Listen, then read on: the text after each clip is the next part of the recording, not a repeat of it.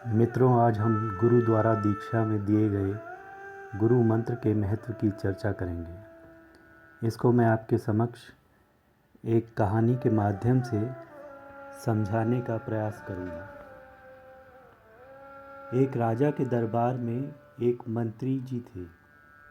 जब मंत्री जी एक दिन दरबार में समय पर नहीं पहुँचे तो राजा ने एक दरबारी से मंत्री जी को बुलाने के लिए कहा। दरबारी जब मंत्री जी के घर पहुंचा तो वहाँ मंत्री जी की पत्नी ने बोला कि मंत्री जी अभी साधना में बैठे हैं और कुछ देर बाद स्वयं दरबार में उपस्थित हो जाएंगे।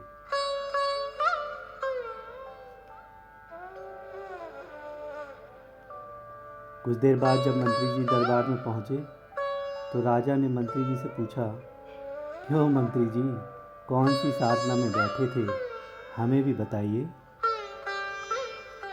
मंत्री जी ने कहा कि राजन, गुरु दीक्षा में जो मंत्र हमें दिया गया था, हम उसी की साधना करते हैं।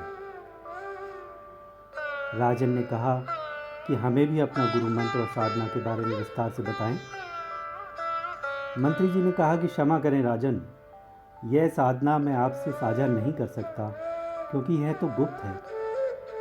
राजा के अनेक बार पूछने और दबाव डालने पर भी साधना के बारे में नहीं बताया और सिर्फ यह कहकर चुप हो गए कि ये साधना माँ गायत्री के विषय में है। राजा को मन ही मन बहुत बुरा लगा और उसने मन ही मन ठान लिया कि वह साधना के विषय में जानकर ही रहेगा।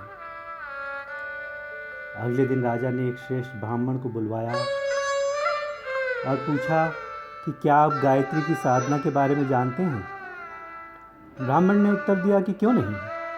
ब्राह्मण ने राजा को 3-4 बार इस मंत्र का उच्चारण करके बताया और राजा ने भी इस मंत्र का स्मरण कर लिया और वह बहुत हर्षित हुआ। अगले दिन जब दरबार लगा, राजा ने मंत्री जी से कहा कि आपने अहंकारवश हमें गायत्री की साधना नहीं बताई, पर हमने एक श्रेष्ठ ब्राह्मण से सीख ली। मंत्री जी ने उत्तर दिया कि राजन, आपने जो सीखा है उसका मूल्य तो 2 कौड़ी भी नहीं है। मंत्र की दीक्षा तो योग्य गुरु से ही लेनी चाहिए।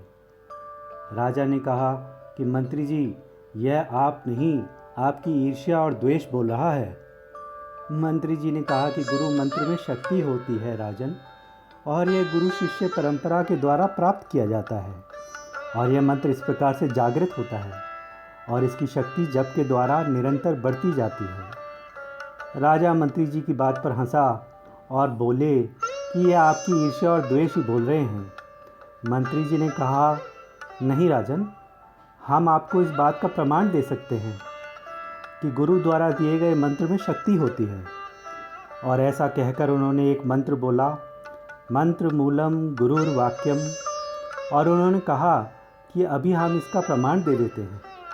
मंत्री जी ने पास खड़े एक सैनिक को आदेश दिया कि राजा को तुरंत गिरफ्तार कर लो, परंतु सैनिक अपनी जगह से हिला तक नहीं। राजा को मंत्री की धृष्टता देखकर क्रोध आया और राजा ने आदेश दिया कि मंत्री जी को तुरंत गिरफ्तार कर लिया जाए।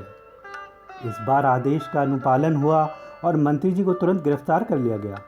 मंत्री जी हंसे और बोले, देखा राजन, आदेश एक ही था, परंतु मेरे आदेश का अनुपालन नहीं हुआ, किंतु आपके आदेश का तुरंत अनुपालन हुआ। जिसके पास शक्ति होती है उसी के आदेश का अनुपालन होता है। इसी कारण सिद्ध मंत्र जागृत गुरु की शक्ति के कारण होता है, ना कि मंत्र के अक्षरों के कारण। राजा को अपनी गलती का एहसास हुआ और उसने क्षमा मांगी। राजा ने मंत्री जी से कहा, हम भी आपके द्वारा दीक्षित होना चाहते हैं। मंत्री जी ने कहा, हम आपको दीक्षित नहीं करेंगे, परंतु हमारे गुरु द्वारा आप दीक्षित हो सकते हैं। अगले दिन मंत्री जी ने उन्हें गुरुदेव के पास ले गए और राजा ने नियमानुसार दीक्षा प्राप्त की, जहां उन्हें दीक्षा में गुरु मंत्र मिला। मित्रों, इस कहानी को पूर्ण विराम देते हुए इतना ही कहना चाहूँगा कि मंत्र मूलम गुरुर वाक्यम, पूजा मूलम गुरुर पदम, ध्यान मूलम गुरुर मूर्ति। धन्यवाद दोस्तों, मेरी इस कहानी को सुनने के लिए।